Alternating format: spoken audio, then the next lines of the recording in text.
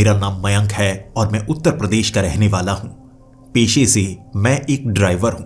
मैं ट्रक भी चलाता हूँ, टेम्पो भी चलाता हूँ, कभी कभी ऑटो चलाता हूँ तो कभी कभी टैक्सी भी चलाता हूँ। जिसमें भी कमाई करने का मौका मिले मैं वो काम करने को तैयार हूँ।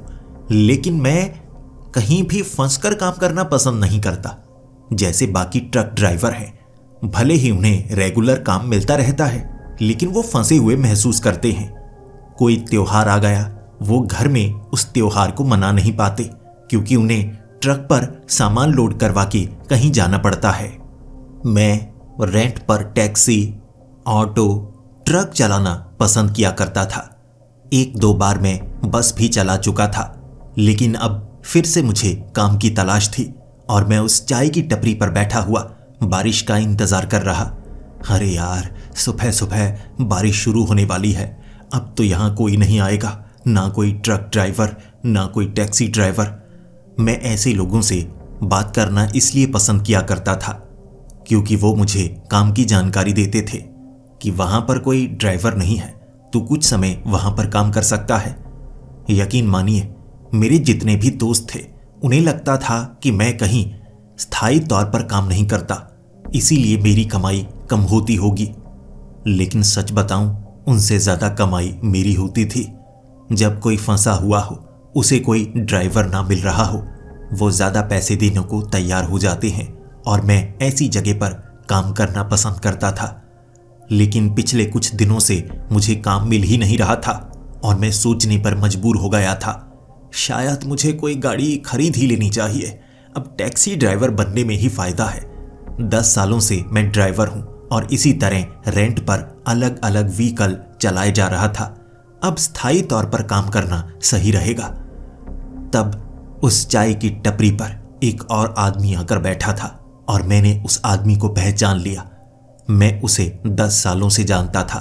उसने अपने बारे में कभी कुछ नहीं बताया, लेकिन हमेशा मेरी मदद किया करता था। मैं हमेशा उसे फरिश्ते की तरह देखता था। जब भी मेरे पास काम नहीं होता, वो आदमी मेरे पास आता। ये एक चमत्कार की तरह था। वो मेरे पास आता और मुझे कहता, यार तुम मिल गए, बड़ा अच्छा हुआ। कहीं पर काम है, ड्राइवर की ज़रूरत है, तुम वो काम करोगे? मैं हामी भर दिया करता और मुझे अच्छा काम मिल जाता। 10 सालों से वो मेरी मदद कर रहा था और मैं हमेशा उसे कहा करता था, जी आपको कोई मदद की ज़रूरत हो, कहीं काम की ज़रूरत हो या पैसों की ज़रूरत हो, आप मुझे ज़रूर बताना। और वो मुस्कुरा कर चल देता। लेकिन इस बार वो मेरे पास आकर बैठा और मैंने मुस्कुराते हुए उसकी तरफ देखा और फिर से कहा, जी फिर से काम की ज़रूरत है कोई आपके पास काम?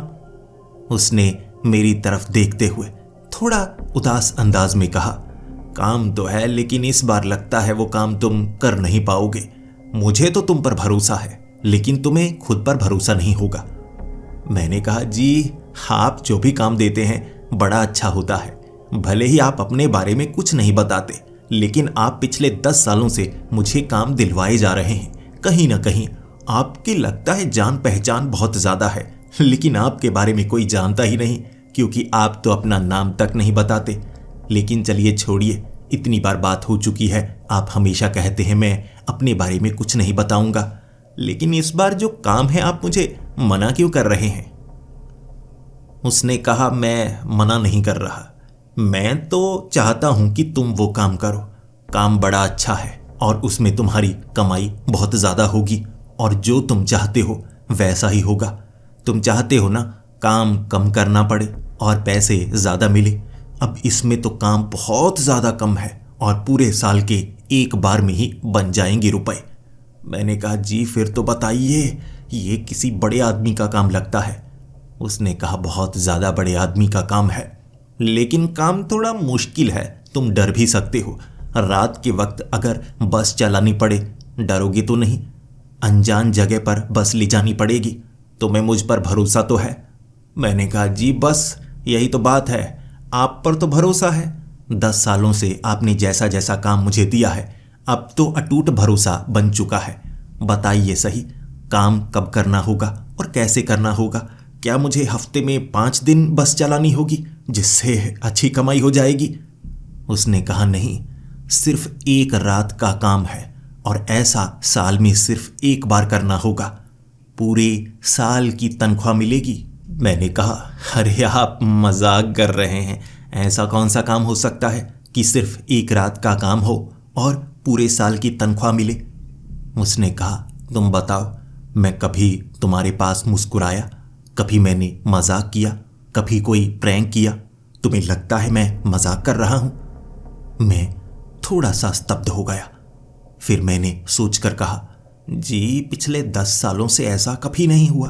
आप तो हमेशा कुछ ना कुछ सोचते रहते हैं, कम मुस्कुराते हैं, जितनी बात करते हैं जरूरी ही करते हैं। तो ये भी जरूरी बात होगी, लेकिन मेरी समझ में ये नहीं आ रहा, ऐसी कौन सी बस है जो सिर्फ एक रात के लिए चलानी पड़ेगी और 1 साल की तनख्वाह मिलेगी? पूरा साल घर में बिताओ या कोई और काम करो, ये तो बड़ा अच्छा है। दिलवा दीजिए जी ऐसा काम। उसने कहा, ठीक है, कल बस तुम्हारे घर आएगी, तुम्हें पिक करेगी, और वो जो कंडक्टर है वो बस चलाना बिल्कुल पसंद नहीं करता, लेकिन तुम्हारे लिए इतना काम करेगा कि तुम्हारे घर के पास तक पहुंचेगा।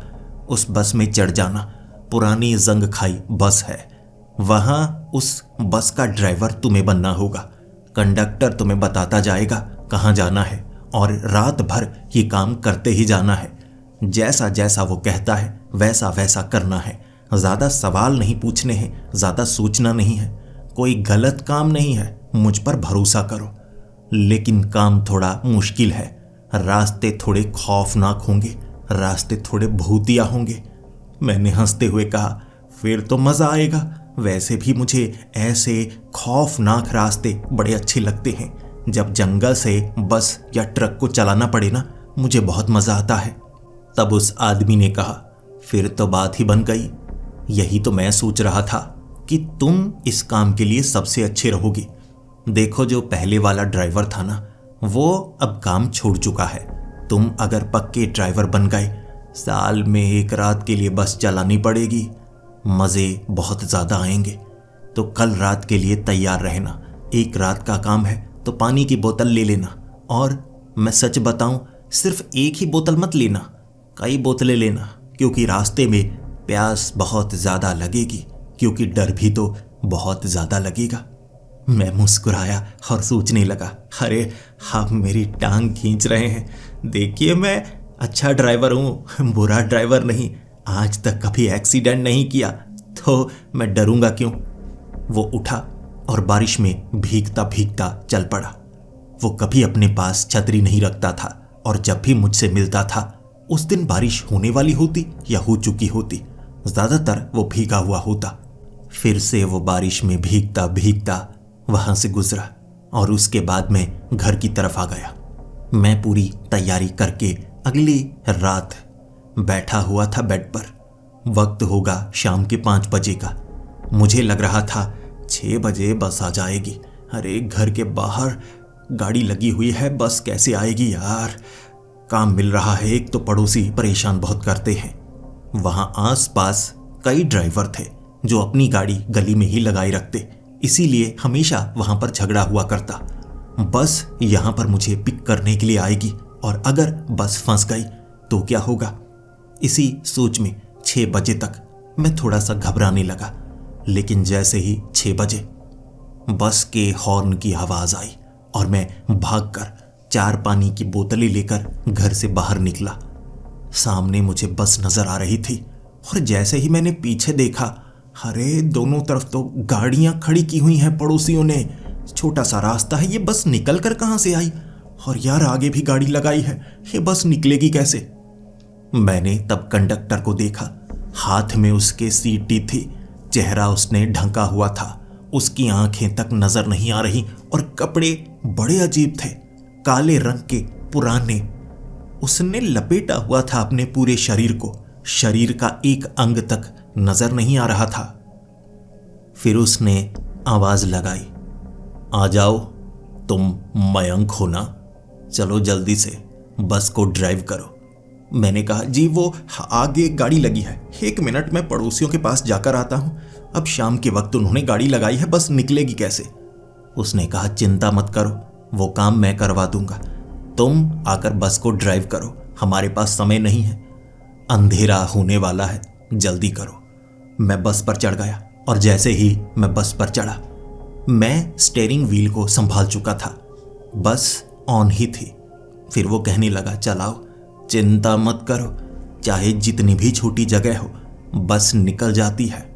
मैं बस को कैसे चलाता? आगे गाड़ी थी, छोटी जगह थी, बस निकल नहीं पाएगी। मैंने उसे यही कहा, लेकिन वो मानने को तैयार नहीं। उसने कहा बस को चलाओ, तो मैं बस को चलाने लगा। मैंने जब बस को चलाया ना, वो बस पता नहीं छोटी सी जगह से कैसे निकल गई। किसी गाड़ी से वो बस टकराई नहीं। और फिर उसने कहा, बस को थोड़ा तेज करो, आगे वाली सड़क से सीधे निकालना है, थोड़ा तेजी से निकालना है। मैंने कहा, जी वहाँ मोड़ है, बस को मोड़ना होगा। उसने कहा, नहीं, बस सीधे निकालना, रफ्तार थोड़ी सी बढ़ाओ, जैसा मैं कहता हूँ वैसा करो। आगे मुझे इतना पता था, भीड़ ज़्यादा होगी, इस बस को आगे वाली गलियों से निकालने में कुछ परेशानी होगी, लेकिन मैं ये काम कर लूँगा। लेकिन वो तो रफ्तार बढ़ाने के लिए कह रहा था, और जैसे ही मैंने थोड़ी सी रफ्तार बढ़ाई, वहाँ उस गली से मैं बाहर निकला। ये गली कभी इतनी खाली नहीं होती, लेकिन आज वहाँ कोई इंसान नजर नहीं आ रहा। गली पूरी तरह से खाली थी, बिल्कुल साफ गली। और तब वो कंडक्टर कहने लगा, अब ठीक है, अब तुम अपनी मर्जी से रफ्तार बढ़ा भी सकते हो, कम भी कर सकते हो। चलो मैं तुम्हें बताता हूँ अब तुम्हें किस तरफ जाना है। हम हाईवे तक पहुँचे। मुझे एक भी गाड़ी नज़र नहीं आई, एक बाइक या गाड़ी या कोई सड़क के आसपास खड़ा ही नज़र आ जाए। ये क्या, आज शहर बंद है क्या? कोई नज़र क्यों नहीं आ रहा? मैंने ये सवाल कंडक्टर से किया था, लेकिन उसने कोई जवाब नहीं दिया, बल्कि मुझे ये कहने लगा, ऐसा करो, आगे से लेफ़्ट ले लेना, वो छोटी पगडंडी है ना, तुम्हें बस वहाँ डालनी होगी। मैंने कहा, जी वो जंगली सा इलाका है, वहाँ बस नहीं जाएगी, वो कच्चा रास्ता है। उसने कहा, डालो तो सही, मैं तुम्हें बताता हूँ।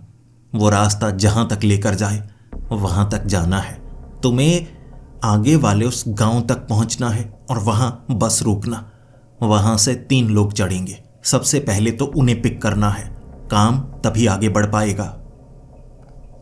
मैं आगे वाले उस जंगली रास्ते पर, उस पगडंडी पर बस को मोड़ने में लग गया। कुछ खड्डे थे और मेरी सांस अटक चुकी थी। ऐसा ना हो काम के पहले ही दिन बस पलट जाए। अरे यार, ये कंडक्टर पागल लगता है। लेकिन वो बस बड़े आराम से वो पगडंडी पर चलने लगी। रास्ता छोटा था, लेकिन वो बस बड़े आराम से चल रही। धुंध भी बढ़ चुकी थी। ऐसा लग रहा था जैसे आसपास बहुत ज़्यादा धुआं हो। अब अंधेरा हो चुका था और मैंने हेडलैम्प्स चला लिए थे। जंगली इलाके में पगडंडी में बस मैंने कभी नहीं चलाई थी। ये बहुत ज़्यादा खतरनाक होती है, लेकिन कंडक्टर जैसा कह रहा था, मुझे वैसा ही करना था। मैं बस को चलाता गया और पास वाले एक गांव तक बस को लेकर गया।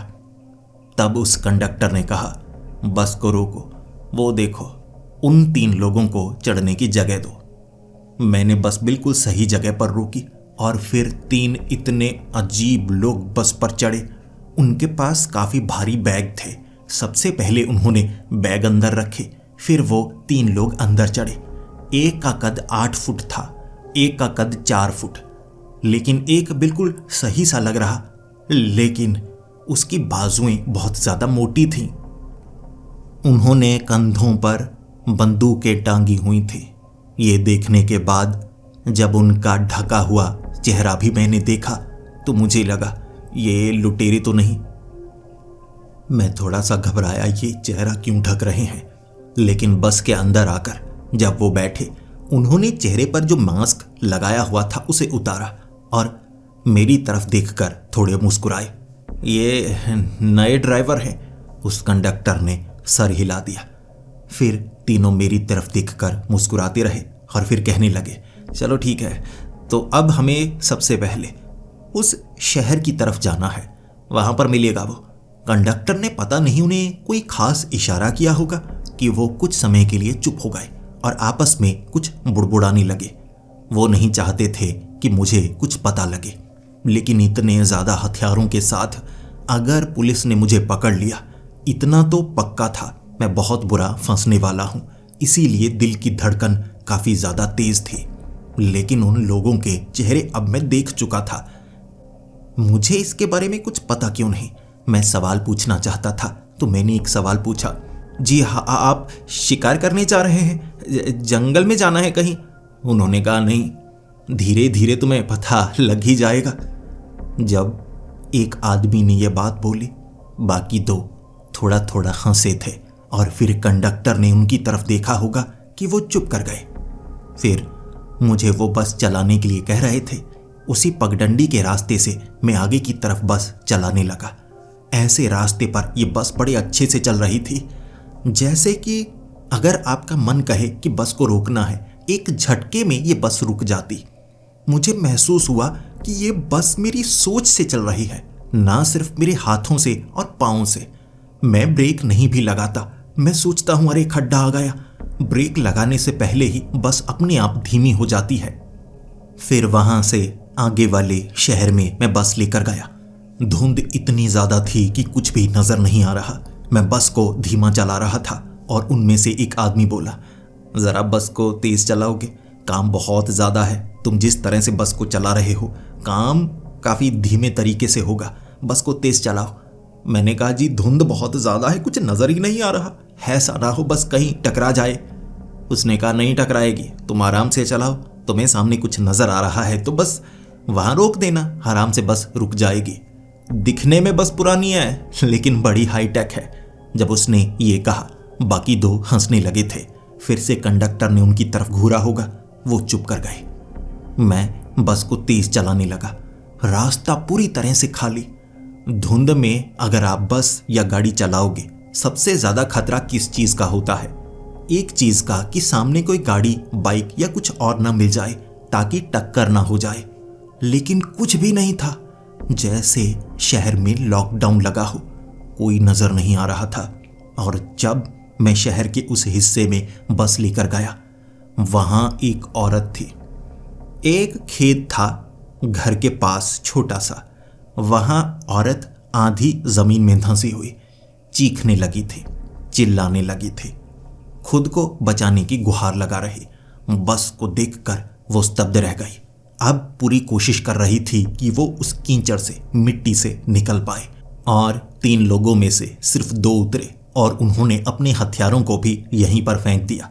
उसके बाद वो भाग कर गए।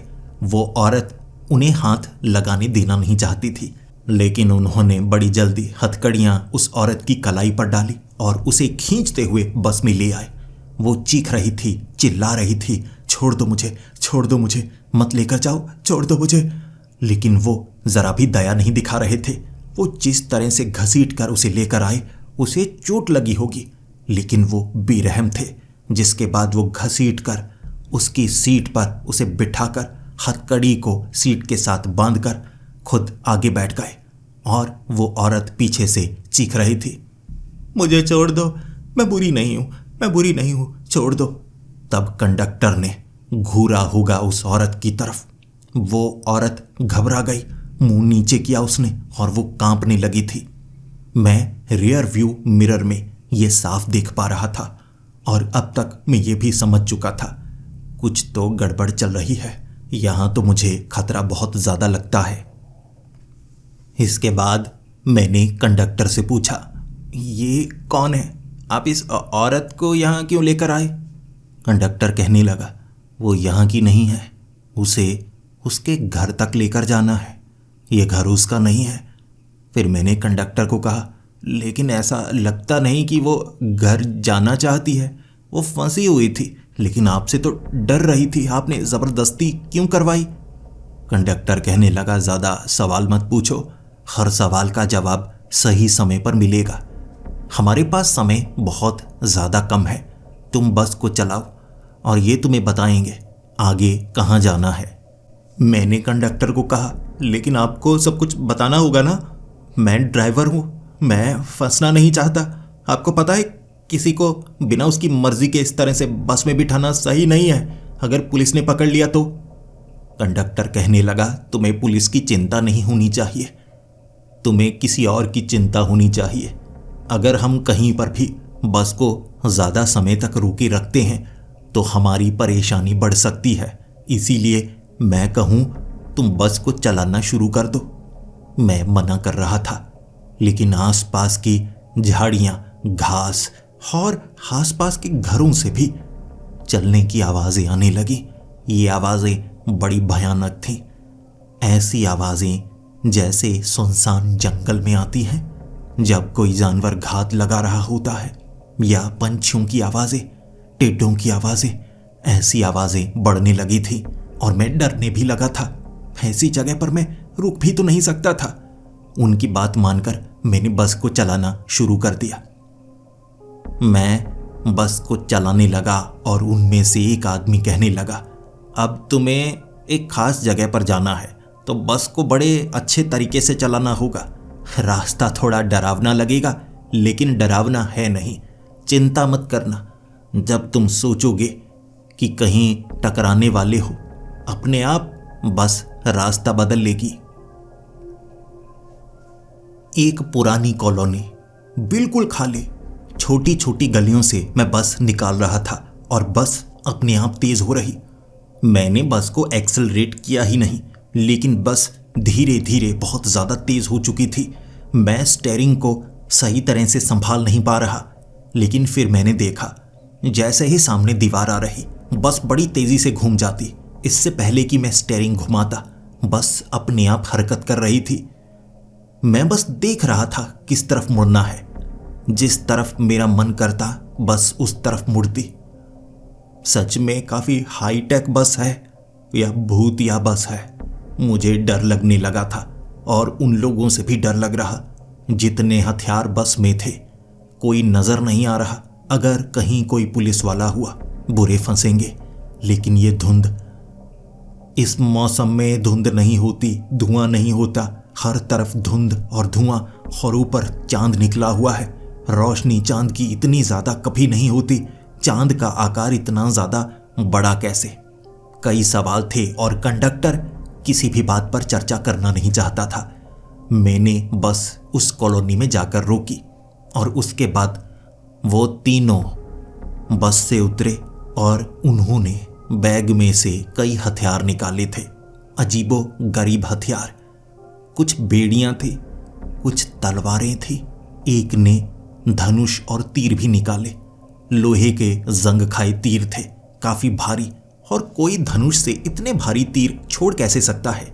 लेकिन वो तीनों जब बस से उतरे बड़ी तेजी से भागने लगे और फिर कंडक्टर ने कहा था, अब थोड़ा इंतजार करना, मैं भी आता हूं।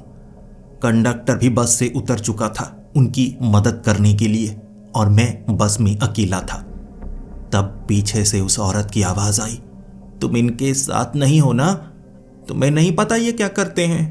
ये बड़े खतरनाक हैं, तुम बहुत बुरे फंसोगे। मैं पुलिस को बताऊंगी ना तो पुलिस तुम्हारे घर आएगी और उसके बाद तुम्हारे साथ क्या होगा तुम जानते हो ना।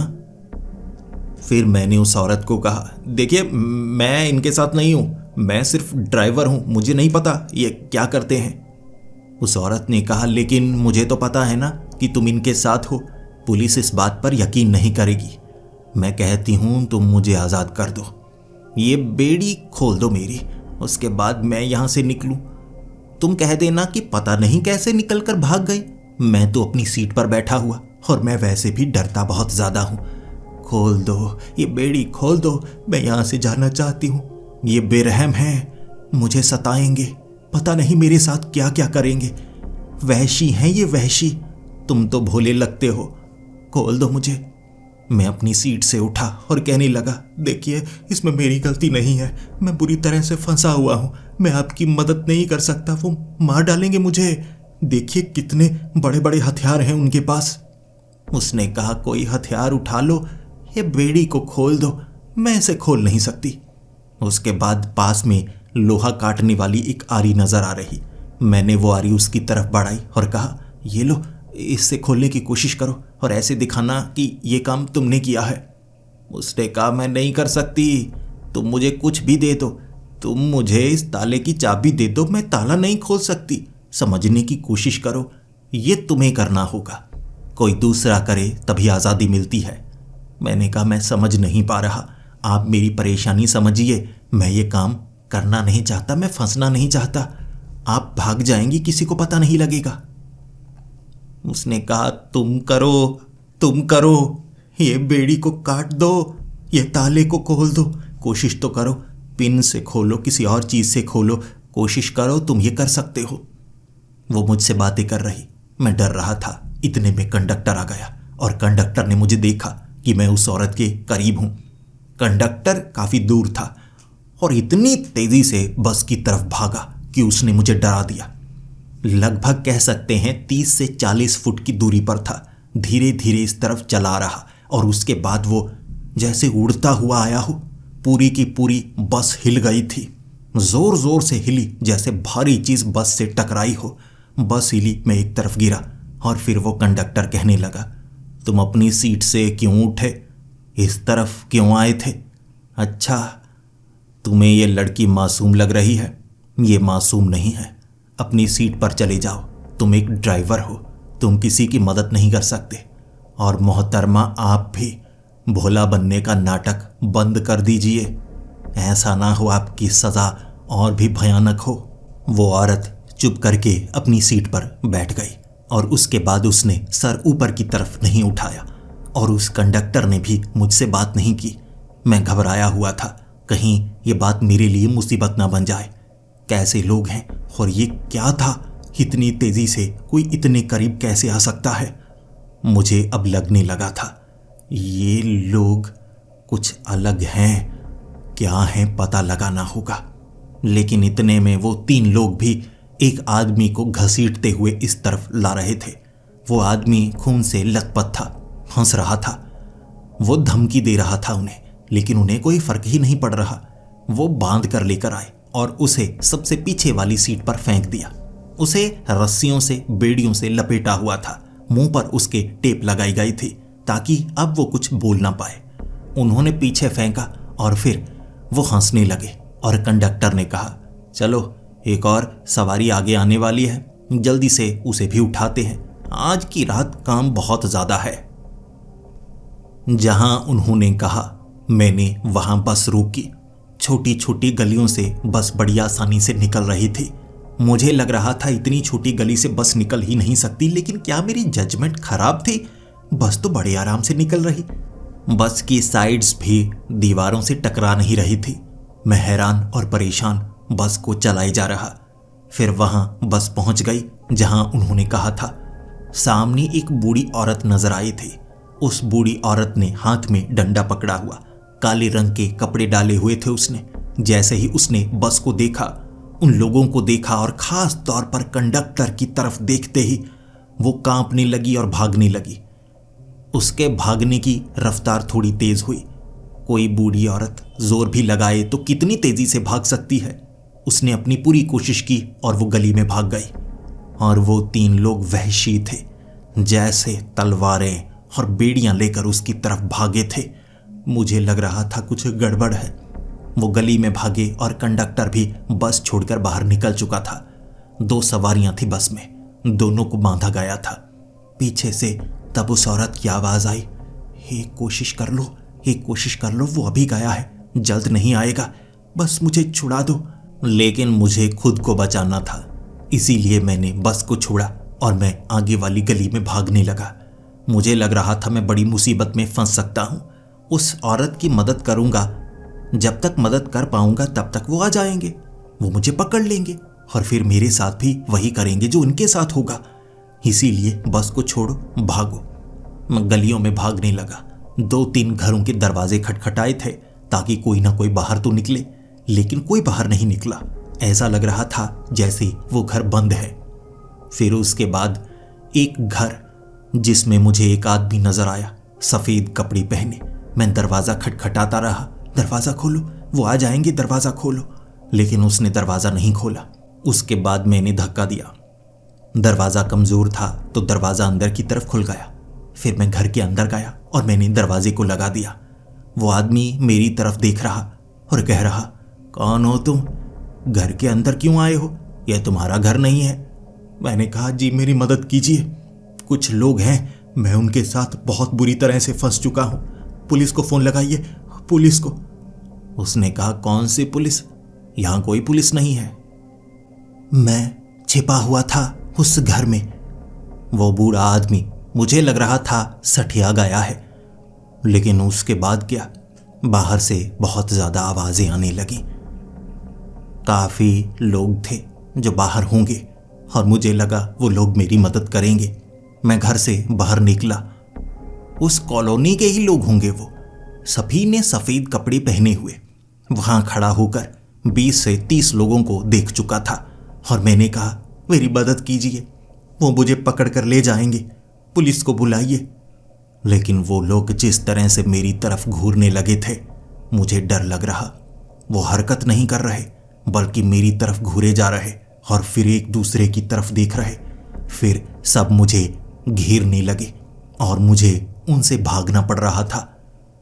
लेकिन एक गली जो बंद थी, घेर लिया उन्होंने मुझे। वो 20 से 30 लोग होंगे, उनसे आगे मैं निकल ही नहीं पा रहा और वो मुझे दबाने में लग गए।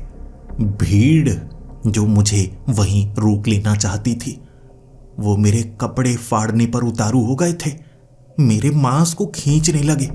तब उस भीड़ में से एक आदमी आगे की तरफ आया। यह वो कंडक्टर था जिसने पूरी की पूरी भीड़ को भगा दिया। वो उठा उठाकर पटकने लगा था उन्हें, और अब को देखकर वो जिस तरह से डर गए थे, मुझे लगा ये कंडक्टर है कौन, और मुझे कंडक्टर से भी डर था। अब वो मुझे छोड़ेगा नहीं। उसने मेरी कलाई को पकड़ा और खींचता हुआ मुझे बस के अंदर ले गया और फिर कहने लगा, बस के बाहर मत रुको, बाहर वो सब नहीं है जो तुम्हें लग रहा है, बड़ी मुसीबत में फंस जाओगे। उससे पहले ये जान लो, वो जितने भी लोग थे, अगर वो धीरे धीरे तुम्हारी चमड़ी उधेड़ देते तो तुम भी उनके जैसे बन जाते। कोई भी उनमें से जिंदा नहीं है। इतना समझ लो, बस से जितना दूर जाओगे, बाहर जितने समय रहोगे, उतनी मुश्किल बढ़ती जाएगी। इसीलिए चुपचाप बस को चलाओ। कहा ना मैंने, सही समय आने पर सब कुछ बताया जाएगा।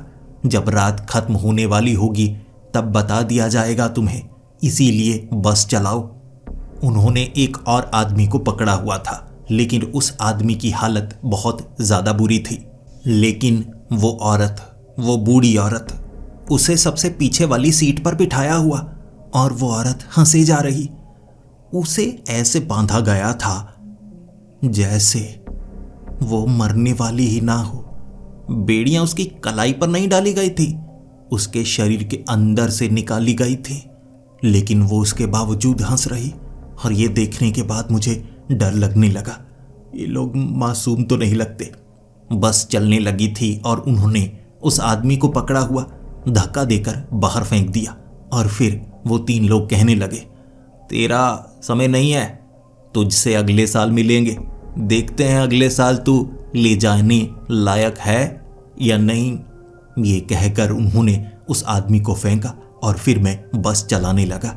उसे चोट लगी होगी, लेकिन बस छोटी छोटी गलियों से जंगल की तरफ डालने के लिए कहा था कंडक्टर ने। वहां कोई पगडंडी नहीं थी। कंडक्टर ने कहा, बस को चलाओ, डरने की कोई बात नहीं है, मैं तुम्हें बताता हूं कहां कहां मुड़ना है। मैं जंगल में बस चला रहा था, जहां खड्डे भी थे, झाड़ियां भी थी, पेड़ों के बीच जगह बहुत छोटी। मैं डर रहा बस टकराएगी, लेकिन बस तो बीच से निकल जाती। जैसे 4 फुट की जगह अपने आप 20 फुट की हो जाती हो या 10 फुट की हो जाती हो। बस निकलती जा रही थी उनके बीच से। फिर एक खाली जगह पर उन्होंने बस रोकने के लिए कहा और कंडक्टर भी उनके साथ गया था।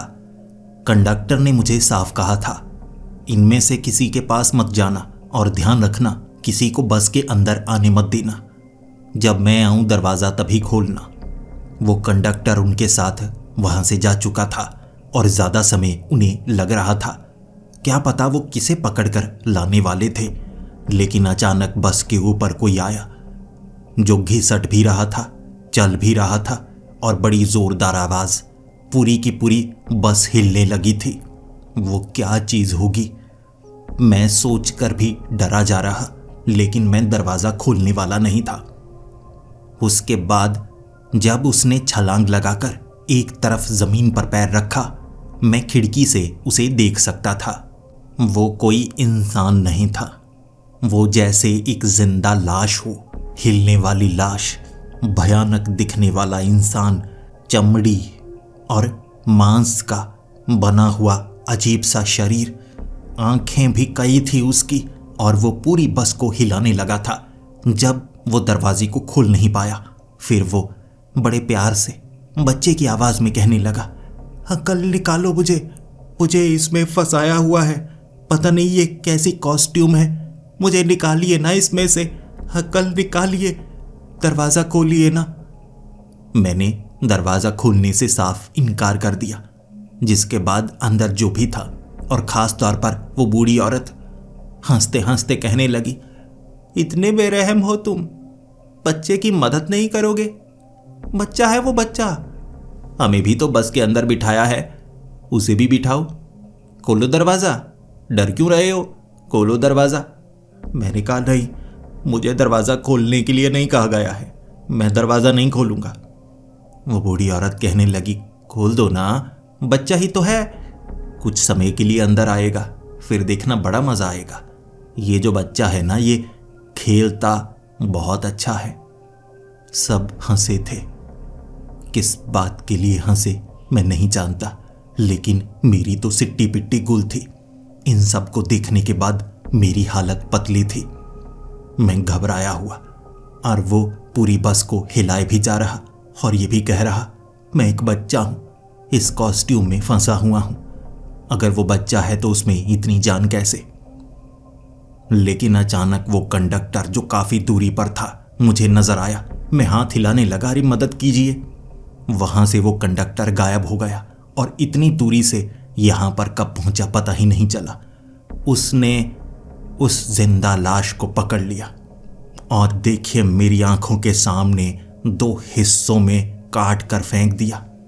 गर्दन से पकड़ा था, टांगों से पकड़ा था, और खींच कर एक कपड़े की तरह फाड़ कर दूर दूर फेंक दिया। उसके बाद वो कंडक्टर अपने आप अंदर आया, लेकिन वो जो कटे हुए 2 हिस्से थे ना, वो दोबारा जुड़ चुके थे। लेकिन उसके बाद वो 3 लोग भी गोलियां चलाने लगे उस पर, और वो डर कर भागने लगा। इतनी गोलियां चलाई गई कि उसकी धज्जियां उड़ चुकी थी। लेकिन बड़े कमाल की बात, उसके शरीर का जो भी अंग कटकर एक तरफ गिरता, वो हिलने लगता और शरीर के पास जाने लगता। खून के छींटे जरूर वहां पर पड़े हुए थे, लेकिन उसका पूरा शरीर खिंचता हुआ उसकी तरफ गया, और वो जंगल की तरफ भाग गया। वो 3 लोग एक औरत को पकड़कर लेकर आ रहे थे, और उस औरत की टांगे ही नहीं थी। कमाल की चीज तो ये थी, शुरू में मुझे लगा उन तीनों ने उसे उठाया हुआ है, लेकिन जब उसे पिछली सीट पर बांधा जा रहा था, किसी ने पकड़ा नहीं था। वो जमीन से 1 फुट की ऊंचाई पर उड़ रही थी।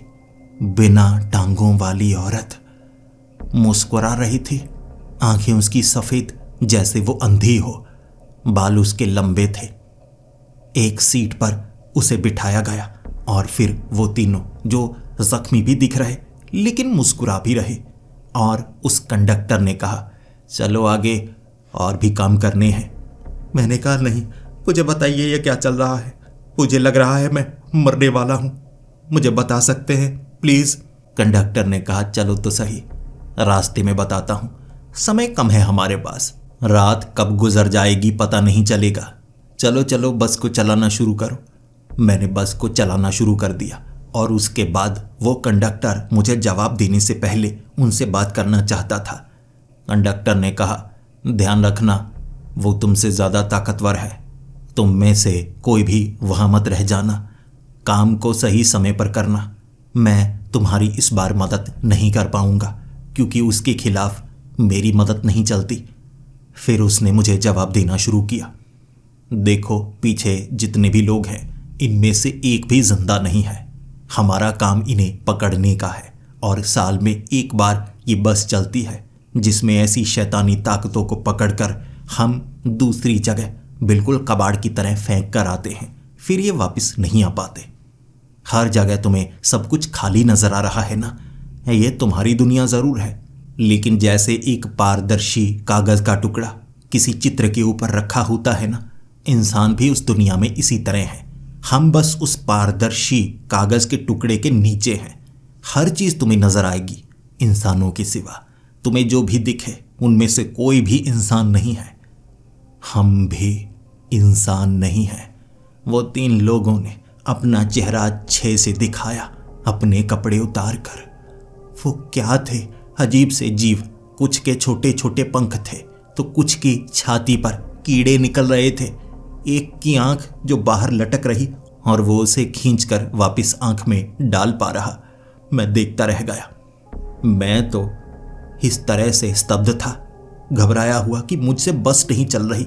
मेरे हाथ कांपने लगे और उन तीनों में से एक उठकर आया, मेरे पास बैठा और कहने लगा, डरो मत, तुम्हें कुछ नहीं होगा, हम तुम्हारे साथ हैं ना। हमें एक ड्राइवर की जरूरत रहती ही है। हर साल एक इंसानी ड्राइवर ही इस बस को चला सकता है। कुदरती चीजें ऐसी ही बनी है, जिसका जो काम उसी को वो करना पड़ता है। एक जीवन स्रोत चाहिए इस बस को चलाने के लिए। अब सुनने में अजीब लगता है, पूरा काम मुर्दे कर रहे हैं। पीछे सब हंसने लगे, सब के सब। फिर मैंने कहा, वो तो ठीक है, ये कंडक्टर मुझे कुछ अलग लगता है। तब उस आदमी ने कहा, यही तो सबसे खतरनाक है। मौत को देखा है तुमने? मौत के दूत को देखा है कभी? सुना है उसके बारे में? ये मोटे मोटे कपड़े, और तुम्हें नहीं लगता इसने कुछ ना कुछ तो पकड़ा हुआ है? इसके हाथ में इसका हथियार है, उसे भी इसने छिपाया हुआ है। अगर तुमने इसे देख लिया, तुम्हारी सांस अटक जाएगी और हो सकता है तुम्हें दिल का दौरा पड़ जाए। इसीलिए इसने खुद को ढंक कर रखा हुआ है। मौत का दूत। इसे देखने की जिद मत करना।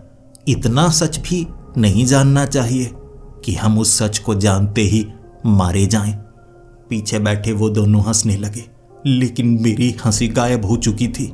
मैं तो डरा हुआ था। जैसे जैसे मैं बस चलाता गया, अब सब कुछ समझ में आ रहा था। वो कर क्या रहे हैं? वो पकड़ रहे हैं तो किसे पकड़ रहे हैं? अजीबो गरीब इंसान जो कि मरे हुए थे। ऐसी शैतानी ताकतें जो आसपास के इलाके में फैली हुई हैं। और जब मैं बस को चलाता, एक शहर से दूसरे शहर में जाने के लिए ज्यादा समय नहीं लगता। एक ही सेकंड में मैं बड़ी तेजी से पूरे जंगल को पार कर सकता था। ये उनका काम था, मुझे करना पड़ रहा था। हमने पूरी रात इसी तरह से बिताई, और जो सबसे आखिरी वाला था, खास तौर पर उसकी चेतावनी इतने समय से कंडक्टर देता आ रहा था कि मैं मदद नहीं कर पाऊंगा। वो खास है, उसके खिलाफ मेरी मदद नहीं चलेगी। वो मौत को मात दे चुका है, इसीलिए उसे कैद तुम्हें करना होगा। वो तीनों जब बस से निकले थे, पूरा सपाट मैदान था और वहां पर एक बड़ी शैतानी ताकत नजर आई। बादल घिर चुके थे और बादल गोल गोल घूमने लगे, एक चक्रवात की तरह। बिजली जमीन पर पड़ने लगी थी और उन्होंने ज्यादातर अपने हथियार उठा लिए थे। और जो कंडक्टर था अपने आप छत पर चला गया। उसने बस को पकड़ा हुआ था, बस को जमीन से जोड़े रखा हुआ था। जमीन थरथराने लगी थी। एक ऐसी ताकत जिसे वो संभाल नहीं पा रहे। वो हथियारों का इस्तेमाल तो कर रहे, लेकिन तीनों में से एक उसे पकड़ने में लगा, एक उस पर हमला कर रहा तो तीसरा उससे लड़ रहा था, और तीनों कमजोर पड़ रहे। वो ऐसी ताकत थी जो उन तीनों पर हावी होती जा रही, और कंडक्टर मदद कर नहीं सकता था। तो पीछे से उस बूढ़ी औरत ने कहा था, देखो देखो तुम्हारे साथी, क्या हाल हो गया है बेचारों का। उन्हें क्या लगता है हर ताकत कमजोर होती है? जब बहुत लंबे समय तक कोई ताकत बंधी रहे, वो इनसे भी ताकतवर हो ही जाती है। ऐसी शक्ति है वो। अब लगता है इस बस का अंत होने का समय आ गया है। वो सब हंसने में लगे हुए थे और वो 3 लोग उसका सामना कर रहे। वो अजीब सी ताकत थी जिसका मुकाबला वो कर नहीं पा रहे, क्योंकि हर कोई बिजी था। उसे पकड़ता तो पकड़ता कौन? लेकिन बेड़ियां यहां पड़ी हुई।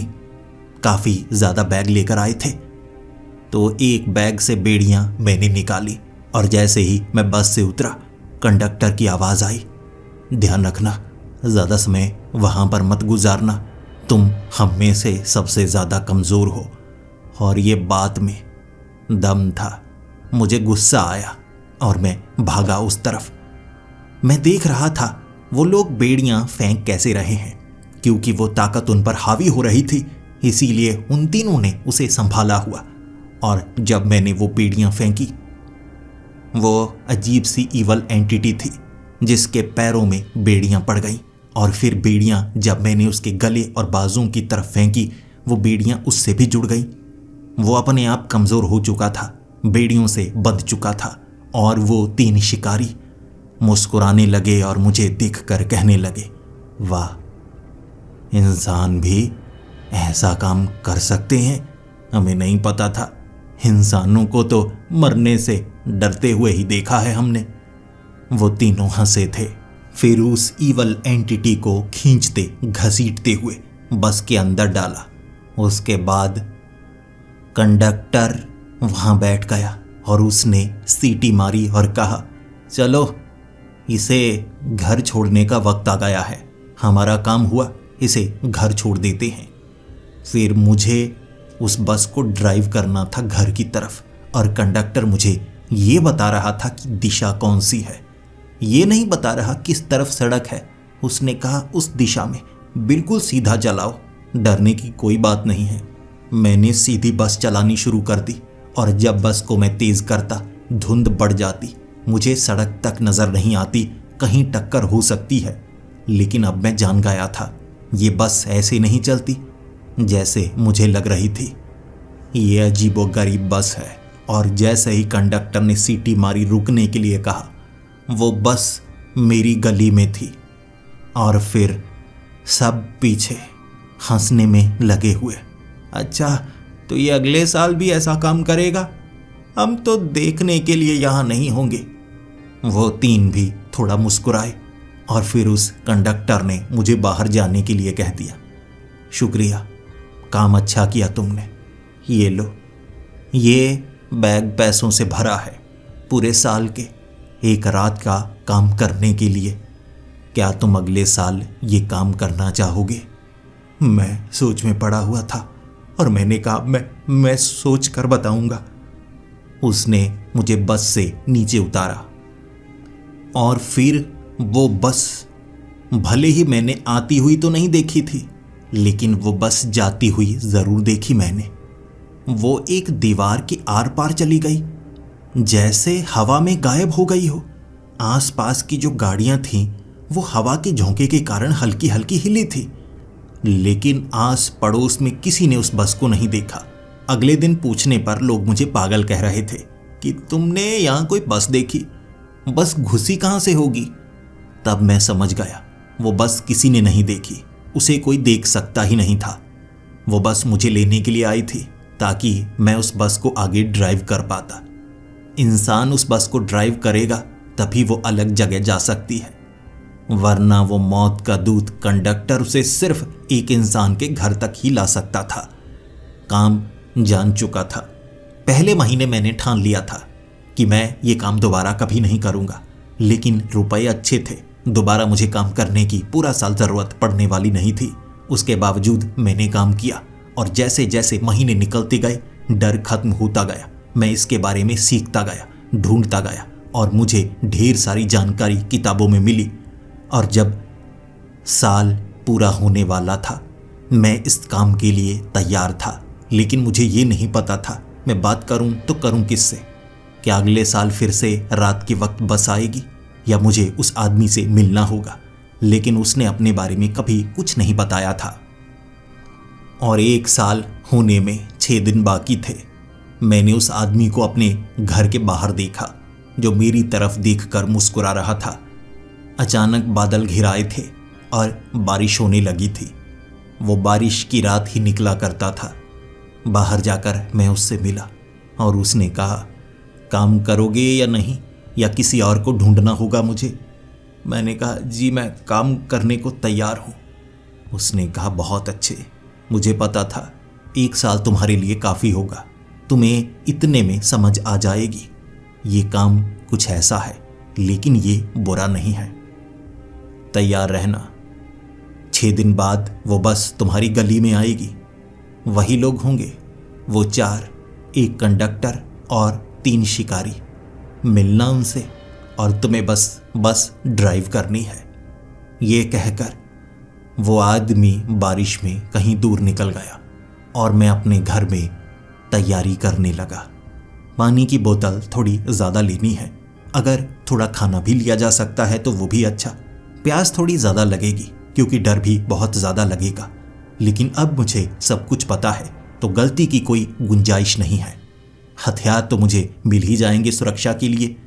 बस के अंदर कोई भी ताकत बिना इजाज़त आ नहीं सकती, तो काम मुझे नहीं लगता ज़्यादा मुश्किल है, बस डर बहुत ज़्यादा लगता है। क्या आप इस काम को करना चाहोगे? हो सकता है किसी और जगह एक और बस हो जहां पर एक ड्राइवर की ज़रूरत हो। आप बताइए, आपको गाड़ी चलानी आती है क्या?